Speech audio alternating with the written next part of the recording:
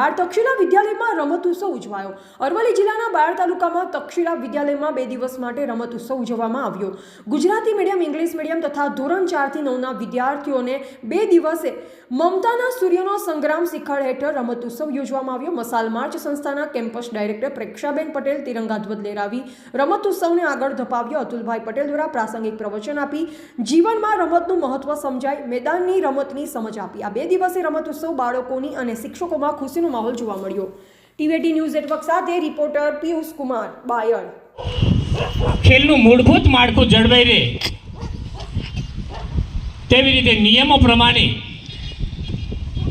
સંબંધ જળવાઈ રહે।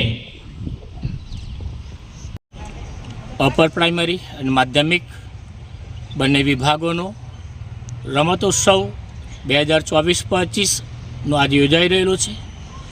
કુલ 1400 બાળકોએ આમાં ભાગ લીધેલો છે। વિદ્યાર્થી જીવનની અંદર પરાક્રમને ખીલવવા માટે, સ્નેહ સાથે સાહસને ખીલવવા માટે, મિત્રતા અને શત્રુતામાં ન બદલાવાની શરતે પણ બાળકોની પ્રકૃતિની અંદર શૌર્યતાના ગુણધર્મો ઉમેરવા માટે રમતોત્સવ ખૂબ જ આવશ્યક છે। બાળકના સર્વાંગી વિકાસમાં મેદાન ઉપરની રમતો આજના જીવનની અંદર અદૃશ્ય થઈ ગઈ છે, પડકારરૂપ થઈ ગઈ છે।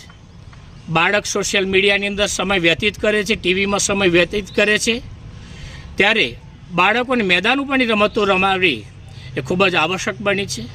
તક્ષશિલા વિદ્યાલય 25મું વર્ષ સિલ્વર જુબલી તરીકે ઉજવી રહ્યું છે, ત્યારે આ રમતોત્સવ તક્ષશિલા વિદ્યા કેમ્પસના ઇતિહાસમાં અને બાળકોના સંસ્મરણ ઇતિહાસમાં અજેય બનશે, અદ્વિતીય બનશે અને ઇતિહાસનો એક ભાગ બનશે। સૌ બાળકોને શુભકામના સાથે, વિજયની શુભકામના સાથે, તેમની પરાક્રમની ખીલવાની ભાવના સાથે, મમતાના આંગણમાં શૌર્યના સંગ્રામના નામ સાથે, હુંફાળા નામ સાથે આ રમતોત્સવનું આયોજન કર્યું છે અને શુભકામના પણ પાઠવીએ છીએ।